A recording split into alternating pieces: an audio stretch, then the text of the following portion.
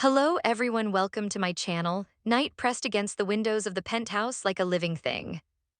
Dominic tossed beneath his blankets, his small fingers curled into the fabric as if he were trying to hold on to something that kept slipping away. In his dream, the world had no doors, no hallways, no voices he could follow, only distance. Endless, echoing distance. He could hear his mother calling him, he could hear his father's voice, strong and steady, but no matter how fast he ran, the floor stretched longer, the walls shifted, and their figures blurred like smoke. He tried to shout back, but his voice dissolved in the air. Then another shadow stepped between them. Mariah. She stood there, not smiling, not speaking, just watching. Dominic's heart pounded. The memory wasn't clear, he was too young to remember everything, but fear had its own language. He knew the feeling of being carried away, of being somewhere unfamiliar, of crying and not being heard. He reached for his parents again, and this time the darkness swallowed them whole. He woke up screaming. Devin was down the hall before the echo faded. Abby was already scooping Dominic into her arms, whispering his name over and over until his breaths came in shuddering gasps instead of sobs. It was just a dream, she murmured, stroking his hair. Dom clung to her. I couldn't find you, you were gone like before. The words hit Devin like a punch to the chest. Like before. Abby exchanged a look with Devin, a silent understanding that the trauma they'd hoped was buried had only been sleeping. She carried Dominic back to his bed, stayed until his breathing evened out, and returned downstairs with a heaviness she couldn't shake. He remembers, Devin said quietly, maybe not everything, but enough. Abby nodded, his sense of safety is shaken. Devin leaned forward, elbows on his knees. We need to get him help, the best. Abby swallowed. I never thought we'd have to talk to anyone connected to her. They both knew who she meant, the woman whose mother might now be there only led to a child psychiatrist recommendation. The bitter irony of it made Abby's stomach twist. Morning couldn't come soon enough. A knock at the door pulled them from their thoughts. Nate entered, concern etched across his face. I came as soon as I heard, he said. Devin wasted no time, Lily's gone and the twins. Nate stiffened. What? They moved into the living room, Abby excusing herself to check on Dominic again. Devin explained what he knew, how Kane had been planning a takeover of Newman, how he abruptly dropped out when Lily disappeared, how Kane had admitted someone was holding Lily and the twins but refused to say who. Nate listened, jaw tight, and you think that someone is Victor. Devin's eyes hardened. Who else has the power, the resources, the motive? Nate hesitated. Does Victoria know?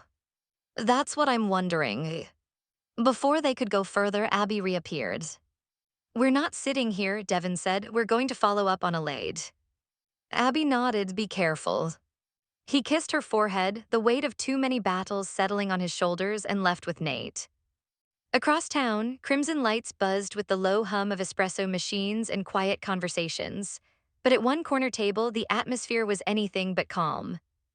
Nick leaned forward, tension radiating off him. Victoria wants me to go to Milan, he told Sharon. She wants Summer to take sides.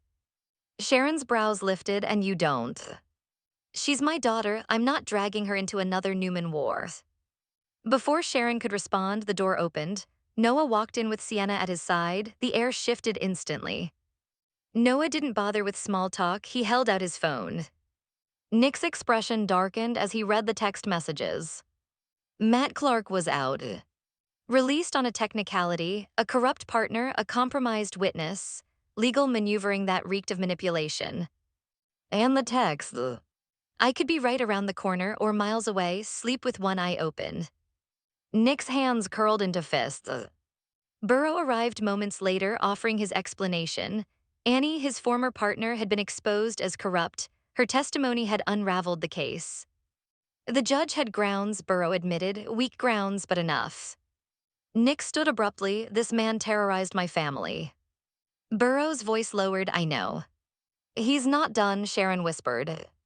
Sienna nodded. He won't waste time. Nick's anger simmered into something colder, harder. Then we stop him. Noah stepped in front of him. Dad. We stop him, Nick repeated. Burrow didn't immediately object. He didn't endorse it either, but his silence spoke volumes. At the Newman Ranch, Victoria paced.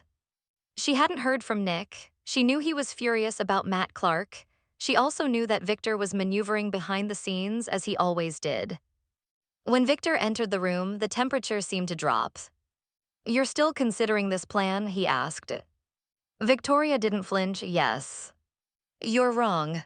She bristled. "About what?" "Phillies will not care if Summer takes sides. You are miscalculating." Victoria crossed her arms. "We'll agree to disagree." Victor stepped closer. "Leave this to me." "I won't."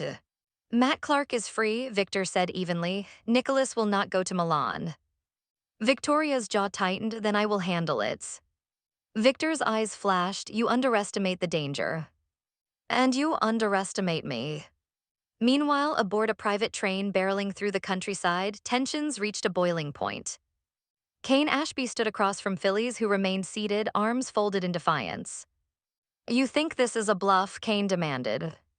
"It is," she shot back. "Victor isn't hurting Lily." "You don't know that." Phyllis laughed bitterly. "You're panicking." "My family is in danger." "And you think partnering with Victor's paranoia fixes that?" They argued in circles: loyalty, power, love, betrayal. Phyllis finally stood. "Enough." But Kane wasn't finished. "I need you to understand," he said, voice cracking. "There is no amount of power worth losing love." Her eyes narrowed. "You never stopped loving Lily." He didn't deny it.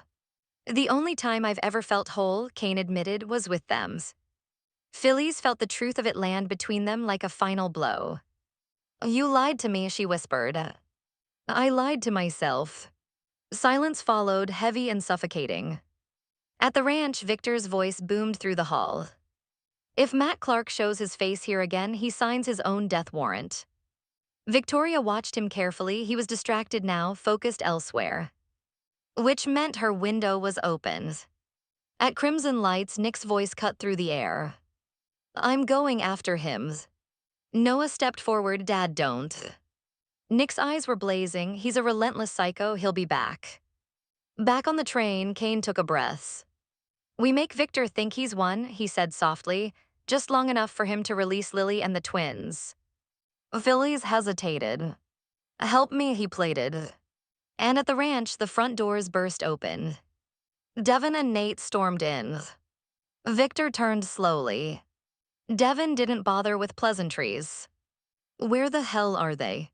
The silence that followed Devin's demand was thick enough to choke on. Victor regarded him with cool detachment. "Lower your voice." "Answer the question," Nate snapped. Victoria watched from the staircase, tension pulling at her expression. Victor folded his hands behind his back. "You assume facts, not in evidence." Devin stepped closer. "Kane told me someone was holding Lily. He wouldn't say who. That tells me everything."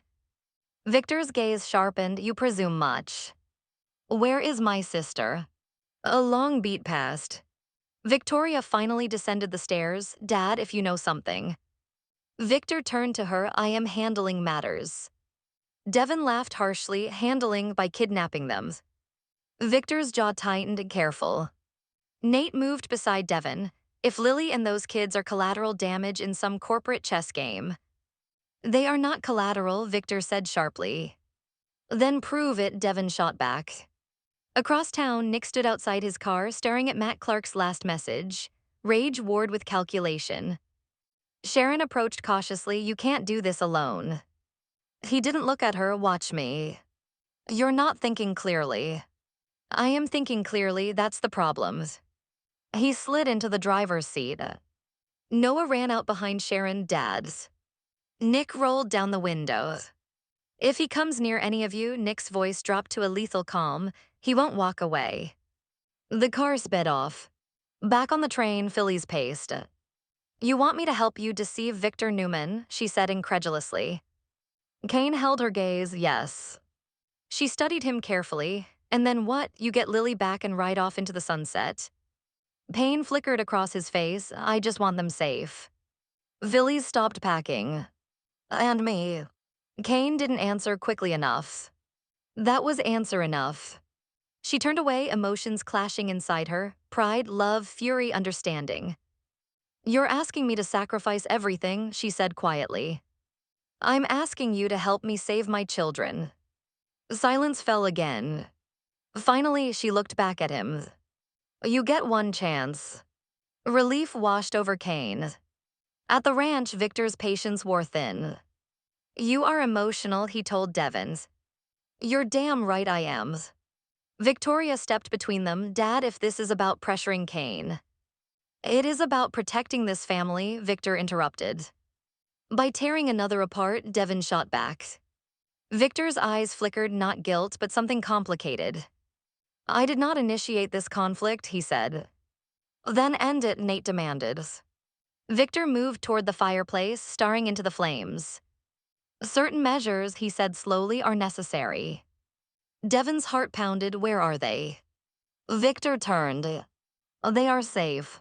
The words landed like a fragile truce. Where? Devon pressed. Victor's silence answered more than words could. Elsewhere, Nick followed a trail, contacts, favors, whispers from the underbelly of Genoa City. Matt Clark had made enemies, dangerous ones. Nick intended to be the most dangerous.